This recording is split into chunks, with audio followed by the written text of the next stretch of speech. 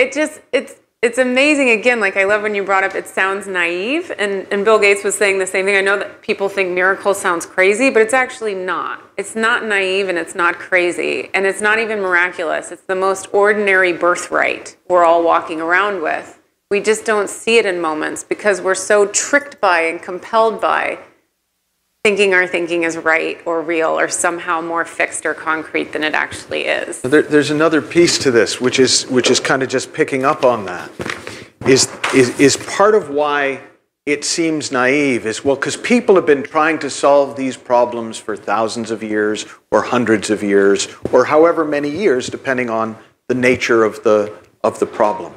But here's the thing: is if we kind of us, and out here is that's the world. I don't know how to draw it, but I was just thinking you did a really nice profile. I wish I could do that that well. Well, I'm making up for it with my drawing of the world.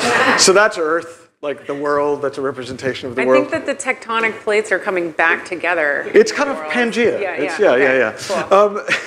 Well, so we've spent thousands of years looking at this problem from every angle, right? The greatest minds in the world have looked at these problems from every angle. But remarkably little time has been spent looking at that which creates the world. Looking into the fertile void, looking into the infinite well. So we look at what's come out of the well and we go, what are we going to do about this? We look at the cookies that have come out of the oven that are burnt and go, what are we going to do about these burnt cookies? Oh, I know, we'll put frosting on them. Well, now you have burnt cookies with frosting on them. Well, what about chocolate sprinkles? It'll help, but there'll still be burnt cookies with frosting and chocolate sprinkles on them. Well, let's break them into smaller pieces to make them easier to eat. Yes, they are easier to eat, burnt cookie pieces with chocolate sprinkles and frosting on them. Right? You can play that game forever, or you can go back to the oven and see what's coming out of the oven next.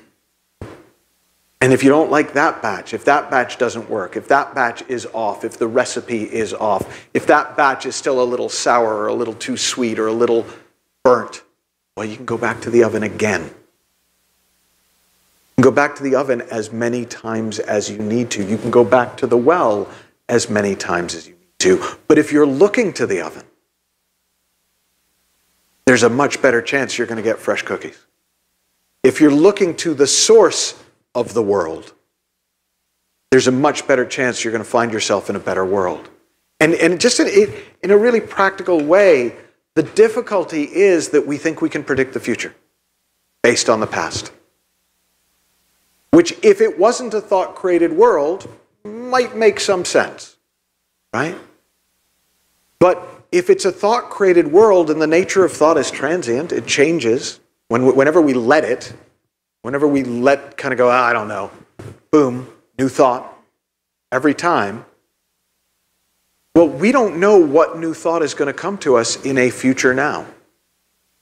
So we can't predict the future based on the past because that doesn't take into account thought in the moment. New thought in the moment. New thought in the moment.